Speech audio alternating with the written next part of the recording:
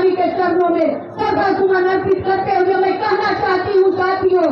जननायक कर्पूरी ठाकुर कहते थे वोट का राज और छोट का राज, और बाबू जगदेव कहते थे 100 में 90 सोची थे 90 भाग हमारा है, 10 का राज 90 पर नहीं चलेगा, धन और धरती सभी चीज में 90 भाग हमारा, वो 90 भाग हमारे अति पिछड़े भाइयों का है। आपको किसी लालच में पड़ने की जरूरत नहीं है, इधर उधर देखने की जरूरत नहीं है। आप जानते हैं कि आपके पास बाबू लालू प्रसाद यादव जी ने तो सत्ता में भागीदारी देने का काम किए, एक आम जो दाढ़ी 5 किलो अनाज पर दाढ़ी बनाने का काम मेरे पिताजी करते थे, उनके बेटी को आपने देखे कि किस तरह से उर्मिला ठाकुर को विधान परिषद में भाई भेजाने का काम किए। मैं बेगूसराय जिला से आती हूँ, जहाँ हमारे बाप दादा को कभी खट्टा मटका पर बैठने की इजाजत तो दूर की बात है, चप्पल पहन के छाता लगाने के चलने की इजाजत नहीं की, उस समाज से मैं आती हूँ। इसलिए मैं अपनी पिछड़ा के भाइयों आपसे मैं अपील करना चाहती हूँ, कहना चाहती हूँ,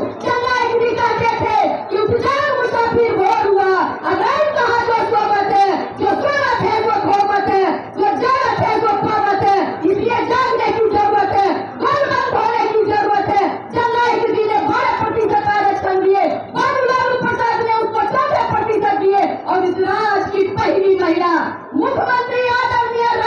राजमाता राबड़ी देवी जी ने उसे 18% किए, और बाबू लालू प्रसाद यादव जी अति पिछड़ा के भाइयों उतना ही नहीं किए,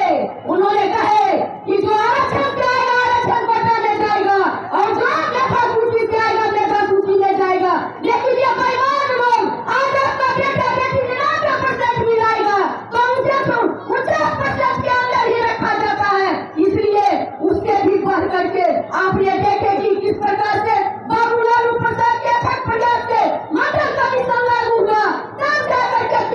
पिछड़ा का बेटा बेटी एसपी और कलेक्टर बनने लगा। बाबू तेजस्वी प्रसाद यादव जी अति पिछड़ा के भाइयों उससे भी बढ़कर उन्होंने कहे कि जिसकी जितनी भागीदारी उसको मिलेगी उतनी हिस्सेदारी। उन्होंने जाति का जनगणना करके सारे आरक्षण को अति पिछड़ा के भाइयों 18% को 25% किए, और ये बेईमान सरकार, ये जो नीतीश कुमार मौनी बाबा है, हमारे आरक्षण को बिना बढ़ाए हुए उन्होंने कई जातियों को शामिल कर दिया, और हमारे पिछड़ा भाइयों के आरक्षण में हकदारी करने का काम किया। और बेईमान केंद्र में बैठी हुई जो सरकार है उसके पास हमारे आदरणीय नेता ने 75% आरक्षण, बहुजनों का 65% आरक्षण और 10% प्रगतिशील समाज के आरक्षण को मिला करके जो भेजने का काम किया। ये बेईमान जो केंद्र में आज मजबूर है हमारे बाबू लालू प्रसाद यादव के राह पर चलने के लिए, मजबूर है तेजस्वी प्रसाद यादव के राह पर चलने के लिए। हम जाति का जनगणना कराएंगे,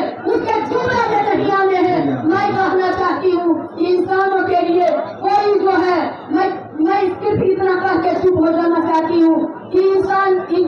ईंधन भारत के किसी मंदिर को तोड़ा जाए ये रहमान नहीं कहता, भारत के किसी मंदिर को तोड़ा जाए ये श्री राम नहीं कहता, क्योंकि पानी की कोई जात नहीं होती है, रोटी का कोई धर्म नहीं होता है, और जहाँ इंसानियत जिंदा होता है वहाँ मजहब की कोई बात नहीं होती है। कोई कहता है हिंदू खतरे में है, कोई कहता है मुसलमान खतरे में है, लेकिन उर्मिला ठाकुर कहती है भाइयों न तो हिंदू खतरे में है न मुसलमान खतरे में है, जैसे नरेंद्र मोदी आया है पूरा हिंदुस्तान खतरे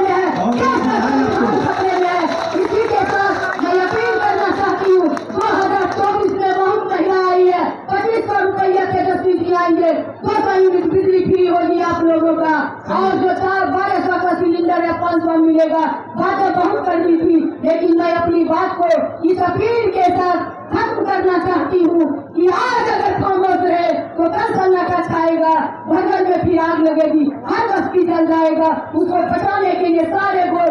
अति पिछड़ा के भाई गोल बंद हो गए, बढ़ता बिहार